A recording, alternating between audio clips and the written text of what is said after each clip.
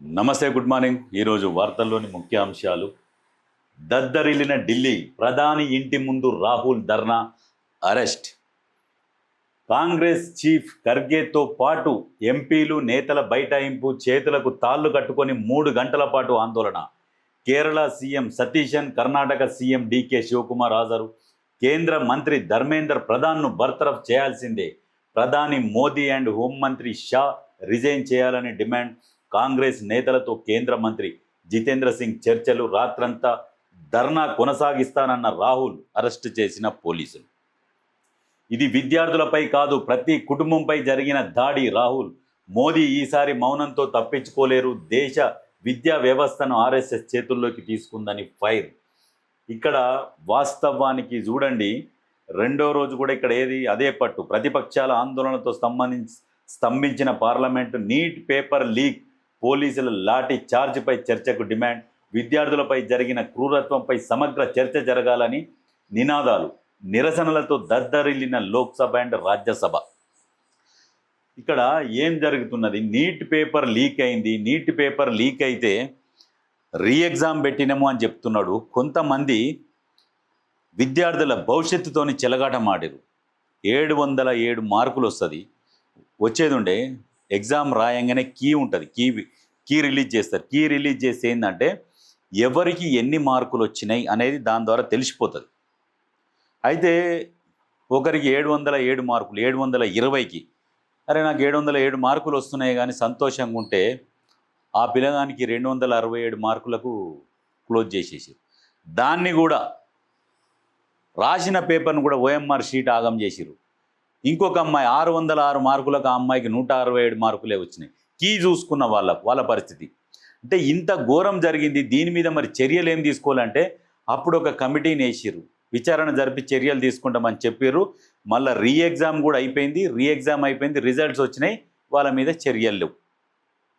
ఈ రీ ఎగ్జామ్లో కూడా మళ్ళీ ఇటువంటి అవకతవకలు జరిగినాయని ఇక విద్యార్థులు ఆగ్రహానికి గురై రోడ్ల మీదకి వచ్చారు. స్వచ్ఛందంగా రోడ్ల మీదకి వచ్చారు. ఎవరో పిలిస్తే, ఏదో నాయకుడు పిలిస్తే రోడ్ల మీదకి రాలే. కడుపు గాలి, కడుపు మండి రోడ్ల మీదకి వచ్చారు. రోడ్ల మీదకి వచ్చిన విద్యార్థులని ఆర్ఎస్ఎస్ కార్యకర్తలతోని లాఠీలు ఇచ్చి వాళ్ళకు కొట్టించారు. అంటే పోలీసులు అని వీళ్ళేం చెప్తారంటే సివిల్లో ఉన్నారు పోలీసులు. సివిల్లో ఉంటే పోలీసుకి ఎవరికన్నా ఈ గడ్డాలు, ఈ సైడ్ల కటింగులు ఈ పెంచుకొని వెనకంగా జూలు పెంచుకొని ఉంటారా? చప్రీ కటింగ్లతో ఉంటారా? పోలీసుల గడ్డం పెంచుకొని తిరుగుతారా? అటువంటి వాళ్ళు లాఠీ చార్జీలు చేసిరు. విద్యార్థులను ఇష్టం వచ్చినట్టు కొట్టిరు. అక్కడ ప్రైవేట్ వెహికల్స్ ఉంటే ఈ పోలీసులు ప్రైవేట్ వెహికల్స్ల అద్దాలు కూడా వలగొట్టిరు. బస్సు అద్దాలు కూడా పోలీసులు వలగొట్టిరు. ఎందుకంటే విద్యార్థుల మీద దోషేసేందుకు. దీని మీద చర్చ జరగాలని చెప్పేసి పార్లమెంట్, రాజ్యసభల రెండింటిని స్తంభింపజేసిరు నినాదాలతోని. ఎందుకు? విద్యార్థుల మీద ఎందుకు అంటే ఇక మోడీ ఎంతైతే పేరు తెచ్చుకున్నాడో స్టార్టింగ్లో, ఫస్ట్ ఎంత పేరు తెచ్చుకున్నాడో అంత పేరు మొత్తం పడిపోయింది. భవిష్యత్తు అంధకారం అయిపోయింది. భవిష్యత్తులో బీజేపీ అనేది కనపడదు అంటే కనపడదు భవిష్యత్తులో. ఎందుకంటే ఏదో చేస్తారు, ఏదో సాధిస్తారు, మన దేశం బాగుపడుతుంది అనే ఆలోచనతోని చాలామంది బీజేపీకి బ్రహ్మరథం పట్టిర్రు, గెలిపించిర్రు. 3 సార్లు అవకాశం ఇచ్చిర్రు, ఇచ్చినా కానీ ఫలితం లేదు. 3ఓసారి పూర్తి స్థాయి మెజారిటీ ఇవ్వకున్నా బలవంతంగా అధికారంలోకి వచ్చి అధికారం మీద కూర్చొని ఇవాళ రకరకాలుగా పెత్తనం సాగిస్తున్నారు. ఏంది విద్యార్థులని కొట్టడం ఏంది? మామూలు కాదు. నేమ్ ప్లేట్లు లేవు పోలీసు వాళ్ళకి. నేమ్ ప్లేట్లు తీసేసుకొని ఇక ఈ రకంగా కొట్టిరు. నేమ్ ప్లేట్ ఎందుకు లేదు మీకని ఒక విలేకరి ప్రశ్నిస్తే గర్మీ ఓరా ఇస్లియే నేమ్ ప్లేట్ నీ కాదు, నేమ్ ప్లేట్తోని గర్మీ అవుతుందట. ఒంటి మీద వేసుకున్న బట్టలతోని గర్మీ కాదు, నేమ్ ప్లేట్తోని గర్మీ అవుతుందట. ఇక ఆన్సర్ కూడా అంత గలీజ్గా ఆన్సర్ చెప్తున్నారు వాళ్ళు. ఇక్కడ రాహుల్ గాంధీని అరెస్ట్ చేస్తుంటే ఇగో పోలీసు వాళ్ళు ఆ చేతులు తలిగించే గుద్దుకొని ముక్కు నుంచి రక్తం వస్తుంది రాహుల్ గాంధీకి. ఇక్కడ చూడండి, ఇంత ధర్నాలు చేస్తున్నా, ఏం చేస్తున్నా కానీ ప్రధాని మాత్రం మౌనం కాదు. పార్లమెంటు నుంచి పారిపోయిండు. ఎక్కడికి పోతాడు? ఎందుకు పోవాలి? పార్లమెంట్లో కూర్చొని చర్చించాలి. అఖిలపక్ష మీటింగులు పెట్టరు, ఏకపక్ష నిర్ణయాలు తీసుకుంటారు. డీలిమిటేషన్కు మహిళా బిల్లు ముడి పెడతారు. అఖిలపక్ష మీటింగులు పెట్టమంటే పెట్టకుండా ఇక నిన్న పార్లమెంటు నుంచి పారిపోయిండు మోడీ. ఇగో ఈ రకమైన చేష్టలు చేస్తున్నారు. కిలోమీటర్ల మేర విద్యార్థులు ఢిల్లీని దద్దరిల్లిపించారు, ఎక్కడికక్కడ స్తంభింపజేసారు. ఢిల్లీకి రావాలంటే కూడా మొత్తం ఎక్కడెక్కడి నుంచి కూడా అన్ని చెక్ పోస్టులు పెట్టి రానియకున్నా కానీ, ఇంకా లక్షల మంది వచ్చేటోళ్ళు రానియకున్నా కానీ ఒక్క నుంచి లోపలికి వచ్చేసి జంతర్ మంతర్ దగ్గర కూర్చున్నారు, మొత్తం ధర్నాలు చేసిరు. కొంతమంది పాపము కురుకురే ప్యాకెట్లు తీసుకొచ్చి, పేదోళ్ళే వాళ్ళు కూడా, బలిసినోళ్ళు కాదు, వచ్చి ఫ్రీగా ఇస్తున్నారు. ఒకతను అతను కోసి మాడి పండ్లు ఫ్రీగా ఇస్తున్నాడు. కొంతమంది ఫుడ్ తీసుకొచ్చి పెడుతున్నారు ఇండివిజువల్గా, ఎవరి కాదు, స్వచ్ఛందంగా. మీరు చేసేది న్యాయ పోరాటం, మీకు మేము మద్దతు ఇస్తున్నాం, మా వంతు అని చెప్పేసి స్వచ్ఛందంగా వాళ్ళకు నీళ్ళ ప్యాకెట్లు ఒకరు, ఫుడ్ ఒకరు, ఇట్లా ఇస్తున్నారు. అక్కడక్కడ వాళ్లకు చేతనైన సాయం చేసిరాళ్ళు. ఎవడో రాజకీయ నాయకుడు పిలవలే, ఎవడో బండ్లు కట్టలేదు, ఎవడో పిలిపియలేదు, సాయంత్రం బిర్యానీ ఇస్తా అని చెప్పలేదు. కడుపు మండి, కడుపు కాలి, భవిష్యత్తు నాశనం అయిపోతుంది అనే ఒక భయంతో, ఆందోళనతో రోడ్లు ఎక్కినా కానీ కొంచెం కూడా పట్టింపు లేదు. ఇక్కడ ఈయన ఏం మాట్లాడుతున్నాడు, మళ్ళా పేపర్ లీక్ ఘోర పాపం అట. మరి దానికి రాజీనామా చేయాలి. ఘోర పాపం, నువ్వే కదా అధికారంలో ఉన్నది. ఈ మాట అనడానికి ఏమన్నా అనిపిస్తలేదా మోడీ? ఘోర పాపం ఎన్నిసార్లు లీక్ అవుతుంది? ఇక మీరే పరిపాలిస్తున్నారు కదా, మరి ఆ ఎగ్జామ్స్ ఎందుకు పెట్టేది? ధనాదన్ వాళ్ళకి సంబంధించిన వాళ్ళకు డైరెక్ట్ కేటాయించేసేరి, సీటు కేటాయించేసి కూర్చోరి. ఎగ్జామ్ పెట్టుడు ఎందుకు? మరి ఎగ్జామ్ పెట్టుడు ఎందుకు? విద్యార్థుల భవిష్యత్తు నాశనం చేసేది ఎందుకు? ఇవన్నీ ఎందుకు? ఎగ్జామ్ లేకుండా డైరెక్ట్ మీ వాళ్ళకే, మీ ఆర్ఎస్ఎస్ వాళ్ళకే, జై శ్రీరామ్ అన్నోళ్ళకే, వందే మాత్రం బాడినోళ్ళకే, వీళ్ళకే ఇస్తాము. మా బీజేపీ కండువ కప్పుకుంటేనే, బీజేపీ పువ్వు గుర్తు ఈడ జోబుకు పెట్టుకుంటేనే వాళ్ళకే మేము సీట్లు ఇస్తామని అట్లనే ఇచ్చేసేయి. ఎగ్జామ్స్ ఎందుకు కండక్ట్ చేయడము? ఎలక్షన్లు ఎందుకు మళ్ళా? ఇటువంటి మాటలు మాట్లాడతాడు. ఘోర పాపం అట.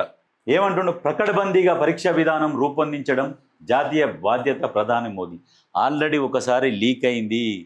లీక్ అయినాక కూడా మీరు పరీక్ష సరిగ్గా నిర్వహించలేకపోయారంటే మీరు ఫెయిల్యూర్ అయిపోయినారు. దేశ ప్రధానిగా ఫెయిల్యూర్ అయిపోయారు. ఒకప్పుడు జనాలు నమ్మిర్రు, నిజంగా మోదీ మోదీ మోదీ మోదీ అన్నారు. ఆ మోదీ అనేది ఇప్పుడు మోదీ పేరు తలిస్తేనే చిర్రెత్తిపోతున్నారు జనాలు. బాధ్యులపై కఠిన చర్యలు తీసుకుంటాం, బాధ్యులపై కఠిన చర్యలు తీసుకుంటాడట. మళ్ళీ ఎగ్జామ్ అయిపోయింది, రిజల్ట్ వచ్చింది, ఎక్కడోళ్ళు అక్కడ వేరు, ఇప్పుడు కఠిన చర్యలు తీసుకుంటామని ఇప్పుడు మాట్లాడుతున్నాడు. ఇది అందుకనే భారతదేశం భవిష్యత్తు ఇంకా ప్రమాదంలోకి వెళ్ళిపోతుంది. ఇటువంటి వాళ్ళు పరిపాలిస్తే ఆగమైపోతుంది, దేశం ఆగమైపోతుంది 100%. వీళ్ళందరూ ఏం చేస్తున్నారంటే కోట్ల రూపాయలు, వందల వేల కోట్ల రూపాయలు సంపాదించుకొని పోయి విదేశాలల్లో డాలర్ రూపంలో పెట్టుబడులు పెట్టుకొని, ఒక 4-5 దేశాల్లో పెట్టుబడులు పెట్టుకొని కూర్చుంటున్నారు. ఈ రూపాయలు సంపాదించుకొని పోయి ఏంటంటే దేశంలో ఇప్పుడు నిన్న మొన్న జరిగిన ఉద్యమం లాంటిది, ఇటువంటిది ప్రతి రాష్ట్రంలో ఒక్కసారి ఎగిసిపడిందనుకో, ఇంకా దేశాన్ని వదిలిపెట్టి పారిపోయే పరిస్థితి వస్తుంది. పారిపోయినప్పుడు ఆ విదేశాలలో దాక్కోవడానికి ఇక్కడ నుంచి సంపాదించిన డబ్బు తీసుకుపోయి విదేశాలలో పెట్టుబడులు పెట్టుకొని ఇక ఇప్పుడు సంతోషపడుతున్నారు, ఇక్కడ కూర్చొని పరిపాలిస్తున్నారు. ఎప్పుడైతే క్రిటికల్గా పరిస్థితి, సిచ్యువేషన్ ఘోరంగా జరిగిందనుకో, ఫ్లైట్ ఎక్కి వెళ్ళిపోతారు. ఇక అది రాజకీయము. మన దేశ భవిష్యత్తు ఇటువంటి వాళ్ళ చేతిలో పెట్టినాం. మిగతా దేశాలతోని పోటీ పడాల్సింది లాస్ట్కు సోమాలియాతోని పోటీ పడాల్సిన పరిస్థితికి తీసుకొచ్చిండు మన మోదీ. ఆయన వేసుకునే బట్టలు చూపించేసి, ఆయన చేసే హంగామా చూసి దేశం మొత్తం బాగుపడ్డది అని అనుకోవడం మూర్ఖత్వం. నిజంగా కొంతమంది మోడీని నమ్మేటోళ్ళకి చెప్తున్నా, దేశ భవిష్యత్తు ఎట్లా ఉన్నది, దేశం మన పేదరికంలో ఏడ ఉన్నాము, అభివృద్ధిలో ఏడ ఉన్నాము ఆలోచన చేయండి దరిద్రులారా. ఆలోచన చేస్తే మీకు అర్థమవుతుంది. ఒకప్పుడు నేను మోడీ అంటే నాకు కూడా చాలా ఇష్టం ఉండే. ఆయన తీసుకుంటున్న నిర్ణయాలు, ఆయన చేస్తున్న పరిపాలన చూసి విసిగొత్తి మోడీ అంటేనే చికాకు వచ్చేటట్టు అయిపోయింది పరిస్థితి. ఏంది ఇది? ఇంకేమంటుండు? పిల్లలను రెచ్చగొట్టొద్దు, యువత సంక్షేమం కోసం కలిసి పనిచేద్దాం. పిల్లలను రెచ్చగొట్టొద్దట. ఎవడు రెచ్చగొట్టిండు? మీరు అధికారంలో ఉండి మీరు రెచ్చగొట్టిరు పిల్లలని. ఎగ్జామ్ కూడా సరిగ్గా నిర్వహించలేకపోయారు మీరు.